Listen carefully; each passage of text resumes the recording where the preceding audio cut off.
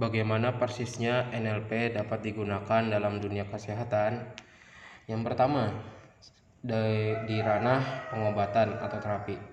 Sekarang ini sulit memisahkan mana penyakit yang benar-benar murni karena penyebab fisik dan mana yang penyebabnya psikologis. Sebut saja penyakit dan Anda bisa mendapati bahwa faktor psikologis yang turut berperan dalam penyembuhannya. Sebuah rumah sakit di Jakarta bahkan selalu memberikan pembungkus obat dengan bertuliskan, "Hati yang gembira adalah obat," kepada para pasiennya. Tidak mengherankan, sebab jika Anda rujuk kembali pembahasan kita tentang state, maka kesembuhan akan terakselerasi ketika seorang pasien mampu berada pada state yang memungkinkan seluruh tubuhnya bekerja secara optimal untuk menjalankan proses recovery. Rumit? Enggak. Mari kita ambil contoh sederhana. Seorang kawan yang menjalani proses pengobatan yang cukup lama akibat penyakit infeksi saluran pencernaan yang dialaminya. Bukan karena sakitnya parah, melainkan karena ia sulit minum obat secara teratur sesuai dosisnya. Nah, ini juga bukan karena ia pelupa atau malas minum obat, tapi karena mual setiap kali mau minum obat. Akibatnya obat yang dia minum, dia muntahin lagi. Habis sempat masuk, dia muntahin lagi. Setelah dibantu mengatasi traumanya minum obat, ia pun dapat minum obat dengan normal, yang kemudian mempercepat proses penyembuhannya.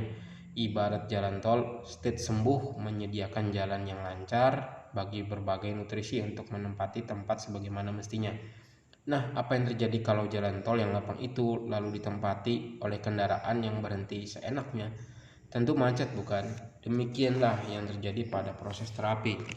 Seringkali sebuah terapi mengalami hambatan disebabkan oleh state yang menghambat. Padahal state sejatinya adalah reaksi fisik hasil stimulus psikologis. Itu dari sisi pasien. Bagaimana dengan para praktisi dunia kesehatan seperti dokter dan perawat? Nah, model komunikasi NLP lah yang berperan. Menguasai kecakapan komunikasi seperti patient leading akan menjadikan hubungan dengan pasien terjalin dengan harmonis. Walhasil, lebih mudah bagi pasien untuk merasa nyaman dan siap untuk sembuh.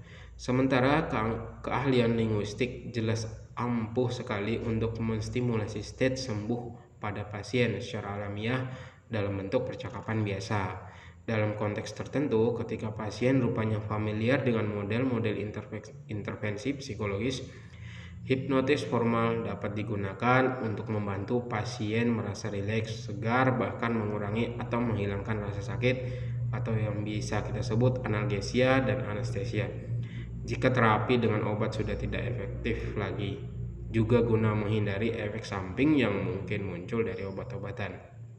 Nah, yang kedua, ranah pencegahan. Saya teringat sebuah ajaran yang mengatakan bahwa sumber dari segala sumber penyakit adalah ketidakseimbangan. Orang mengalami diabetes karena tubuhnya sudah kesulitan menata komposisi gula yang seimbang dan pas.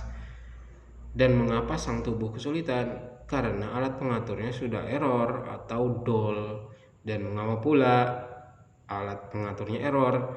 Sebab selama ini dia bekerja dengan tidak teratur akibat pola makan yang tidak seimbang. Begitu pula dengan orang yang obesitas.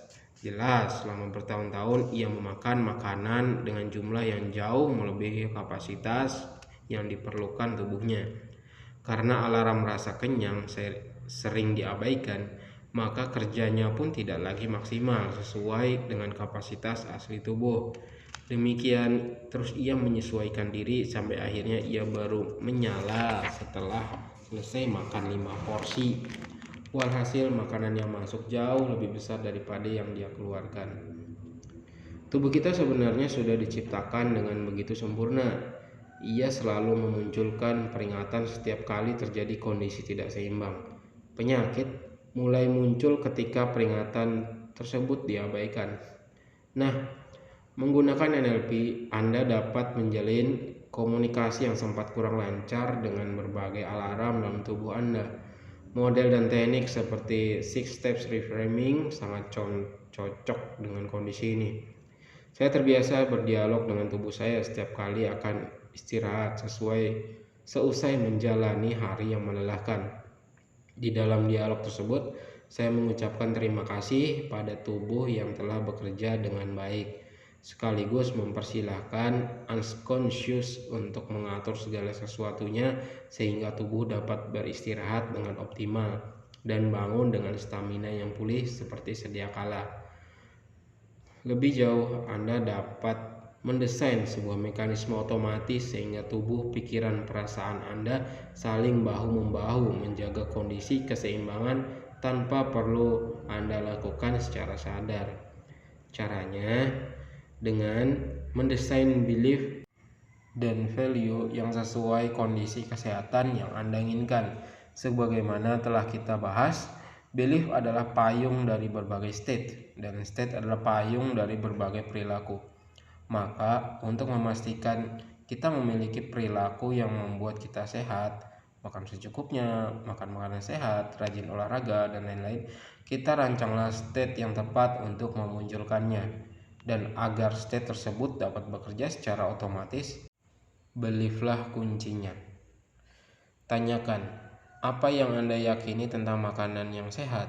Apa yang penting dari kegiatan makan? Apa yang Anda yakini tentang berolahraga secara teratur?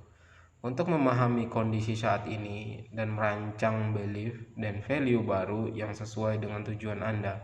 Setelah itu, Anda dapat menggunakan submodality, belief chain, timeline, dan lain-lain untuk mengubah struktur keyakinan lama Anda.